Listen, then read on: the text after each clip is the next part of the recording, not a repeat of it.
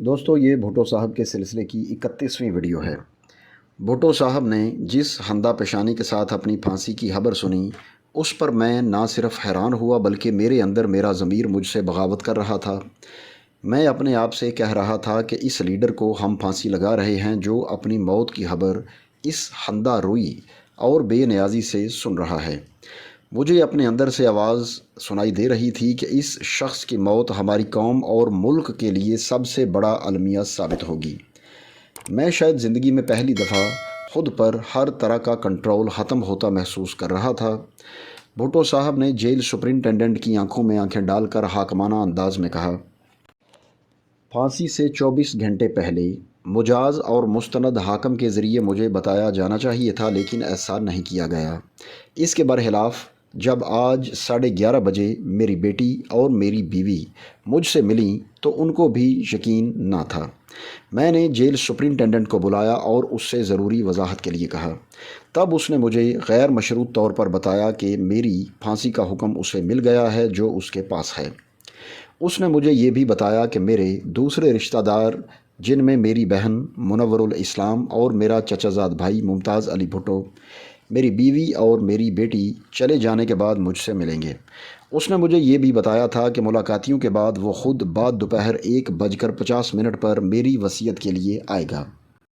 اور دوسرا، میری پھانسی کا کوئی لکھا ہوا حکم مجھے ابھی تک نہیں دکھایا گیا۔ تھوڑے وقفے کے بعد انہوں نے خود کلامی کے انداز میں کہا، میرے وکلاء نے اس کیس کو خراب کیا ہے۔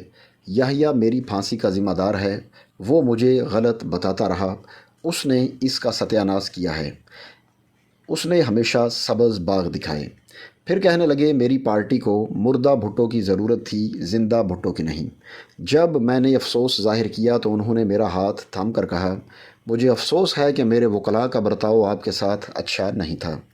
میں نے فوراً کہا، نہیں جناب، انہوں نے میرے ساتھ کوئی زیادتی نہیں کی۔ تو انہوں نے جواباً کہا، پیرزادہ اور یحییٰ نے آپ کے خلاف پریس میں سٹیٹمنٹس دیں۔ میں نے جواب میں بتایا، مجھ سے کبھی کوئی پوچھ گچھ نہیں ہوئی اور آپ اس بات کا خیال نہ کریں۔ انہوں نے میری خوش اخلاقی اور ان کے ساتھ ہمیشہ شریفانہ برتاؤ کا شکریہ ادا کیا۔ میں نے بھی ان کا شکریہ ادا کرتے ہوئے یاد دلایا کہ وہ اپنی وصیت لکھنا شروع کریں۔ وہ چاہتے تھے کہ میں ان کے پاس بیٹھوں، مگر مجھے سخت ہدایات مل چکی تھیں کہ ان کو اکیلا نہ ملوں۔ حالانکہ ان کے ساتھ کچھ اور وقت گزارنا بڑا مفید ہوتا اور میں بہت کچھ اس نازک وقت میں سن پاتا۔ اسی اثناء میں ایک وارڈر کچھ کاغذات اور کچھ لکھنے کا سامان لے کر اندر آ گیا اور میں بادل نخواستہ ان کی مرضی کے برعکس سیل سے باہر آ گیا۔ جیسا کہ میں پہلے کئی بار لکھ چکا ہوں کہ بھٹو صاحب کو کبھی پھانسی کے پھندے تک جانے کا خیال تک نہ آیا اور وہ اس مقدمے کو ہمیشہ ایک سیاسی سٹنٹ ہی سمجھتے رہے۔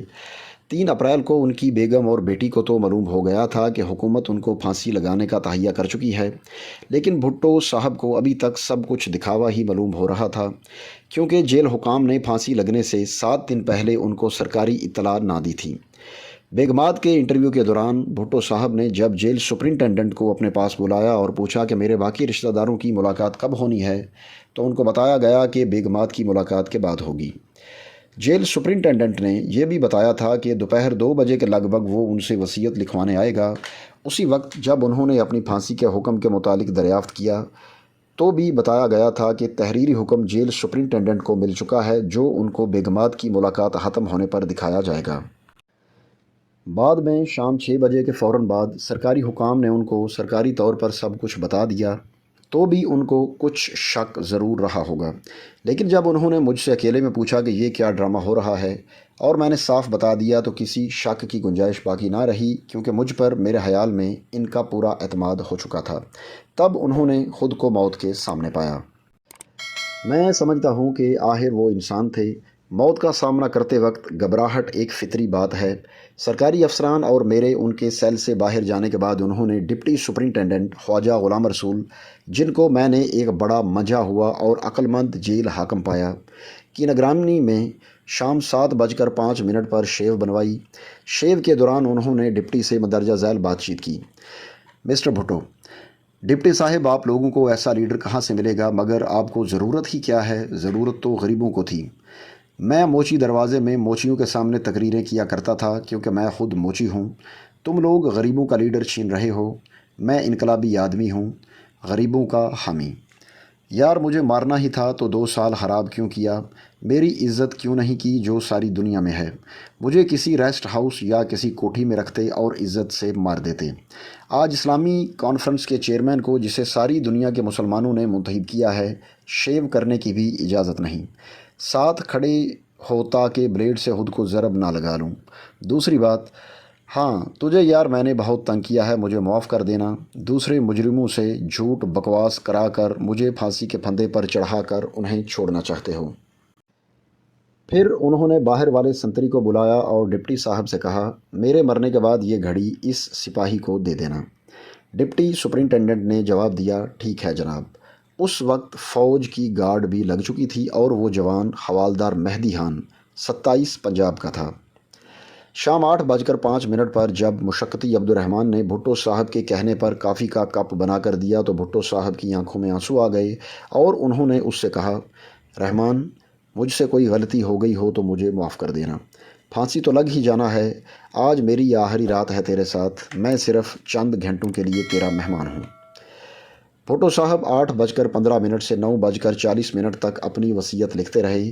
اس کے بعد تقریباً 10 منٹ 9:40 سے 9:50 تک وہ ٹیبل پر شیشہ، کنگھی، بالوں کا برش، تیل کی بوتل اور جائے نماز تولیہ بچھا کر اس کے اوپر رکھتے اور ہٹاتے رہے۔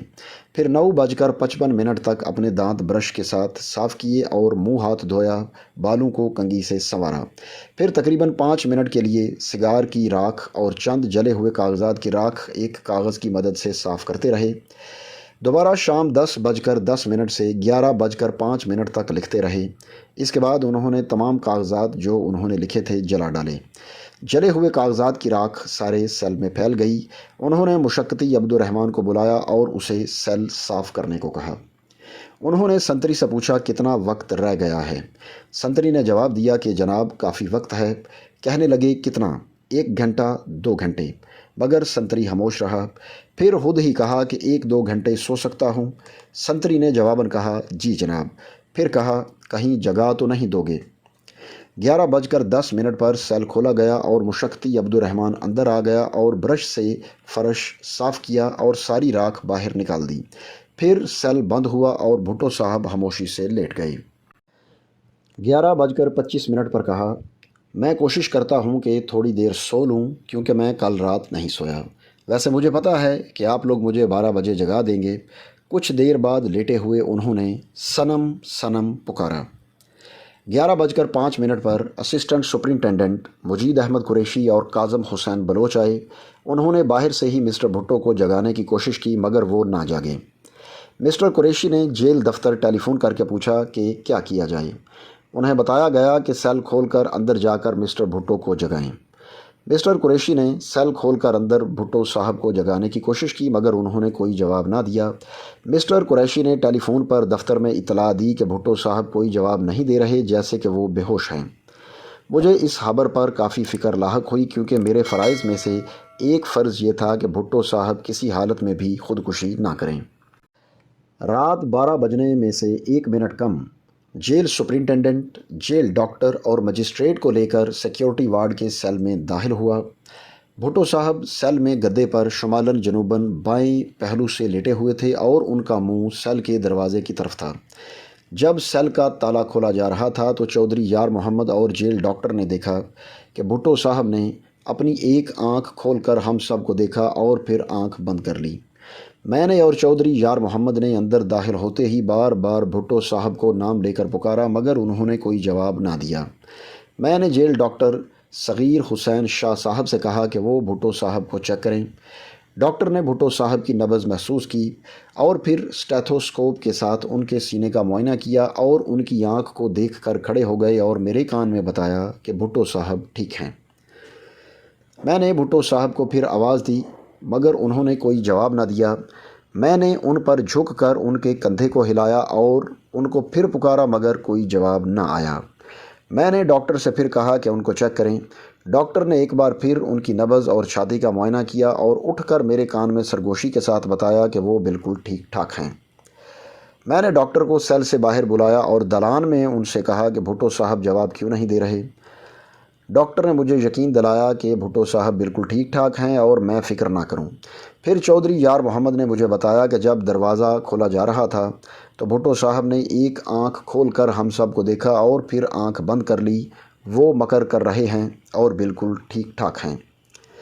ڈاکٹر نے بھی جیل سپرنٹینڈنٹ کی طرح بتایا کہ اس نے بھی بھٹو صاحب کی ایک آنکھ کھلی بند ہوتے دیکھی تھی۔ پھر کہا ان کا دل، نبض اور آنکھ کی پتلی بالکل ٹھیک ٹھاک ہیں اور وہ یہ سب کچھ مکر کے طور پر کر رہے ہیں۔ میں نے ڈاکٹر کو بتایا کہ اگر بھٹو صاحب کو کچھ ہو گیا تو وہ ذمہ دار ہوگا اور اسے فوجی طریقے سے حکم دیا کہ وہ بھٹو صاحب کو پھر چیک کریں۔ ڈاکٹر صاحب نے میرے کہنے پر تیسری بار بھٹو صاحب کو چیک کیا اور دلان میں آ کر مجھے بتایا کہ کرنل صاحب آپ فکر نہ کریں، بھٹو صاحب بالکل ٹھیک ٹھاک ہیں اور وہ جان بوجھ کر اس طرح کر رہے ہیں۔ میں نے ڈاکٹر، مسٹر قریشی اور مسٹر بلوچ کو سیکیورٹی وارڈ ہی میں رہنے دیا اور ہم واپس دفتر آ گئے۔